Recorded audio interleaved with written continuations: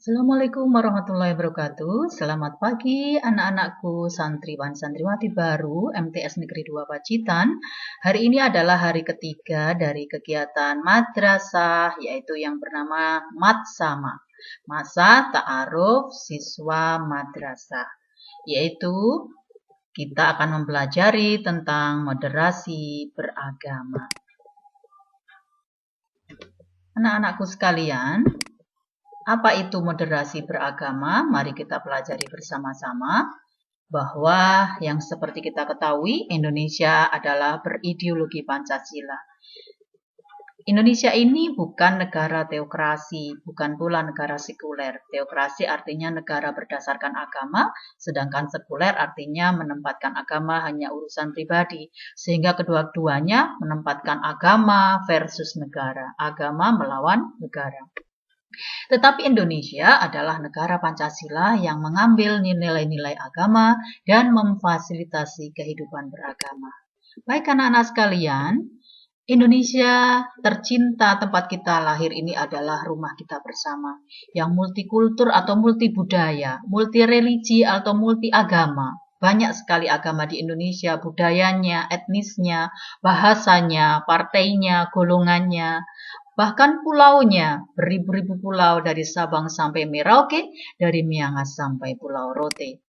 Anak-anakku sekalian, kaitannya dengan negara dan agama bahwa di Indonesia, seperti yang tadi kita sampaikan, Indonesia adalah memiliki keragaman agama, budaya, etnis, dan lain-lain.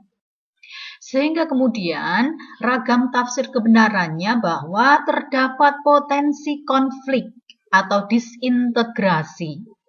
Terjadi potensi untuk terjadinya apa? Disintegrasi adalah pemecahan, terjadi perpecahan di dalam bangsa kita. Sehingga apa? Perlu perekat. Apa yang direkatkan antara keagamaan dan kebangsaan. Sehingga kemudian diperlukan sebuah wawasan atau konsep yang disebut dengan moderasi beragama. Ketika sudah dilakukan konsep moderasi beragama, maka akan terjadi harmoni antara negara dan agama. Ada keselarasan antara negara dan agama.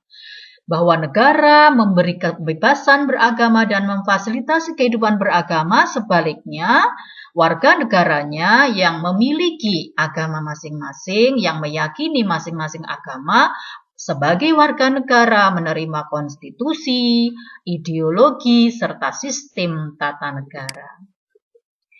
Apabila terjadi disharmoni atau ketidakharmonisan antara negara dan agama, maka akan terjadi hal-hal yang tidak diinginkan, yaitu yang namanya perang saudara, separatisme atau perpecahan, kemudian instabilitas atau ketidakstabilitasan keamanan di dalam negara. Sehingga kemudian muncullah sebuah konsep bahwa keharusan moderasi beragama. Beragama dengan moderat artinya ya.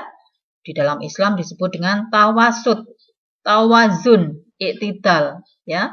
Jadi yang dimaksud dengan itu semua adalah beragama dengan tetap menerima konstitusi dan ideologi negara, beragama dengan tetap menerima kemajemukan, beragama dengan tetap menerima perbedaan internal agama, beragama dengan tetap menjaga persaudaraan, dan beragama dengan tetap menjaga negara kesatuan Republik Indonesia.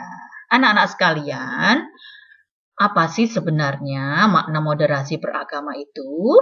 Secara etimologi, di dalam Kamus Besar Bahasa Indonesia yang disebut dengan moderasi beragama adalah pengurangan kekerasan atau penghindaran keekstriman. Kemudian buku saku tanya jawab moderasi beragama yang disebut dengan moderasi beragama adalah jalan tengah. Sedangkan pengertian menurut terminologi atau istilah yaitu di dalam buku putih moderasi beragama, cara pandang, sikap, dan perilaku selalu mengambil posisi di tengah-tengah, selalu bertindak adil dan tidak ekstrim dalam beragama. Jadi secara keseluruhan yang disebut dengan makna moderasi beragama adalah moderasi beragama bukan memoderasi ajaran agama, tetapi memoderasi pemahaman dan pengamalan umat beragama dari sikap ekstrim.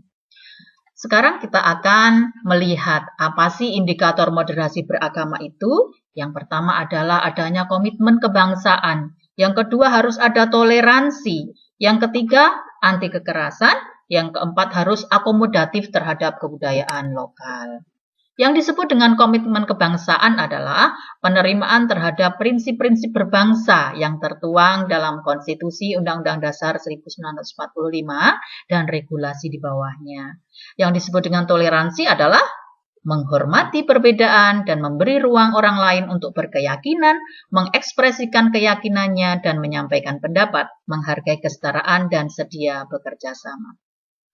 Yang disebut dengan anti kekerasan adalah menolak tindakan seseorang atau kelompok tertentu yang menggunakan cara-cara kekerasan, baik secara fisik maupun verbal, dalam mengusung perubahan yang diinginkan.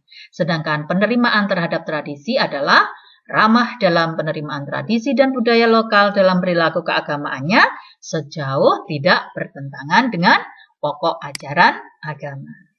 Bagaimana strateginya untuk melakukan penguatan moderasi beragama?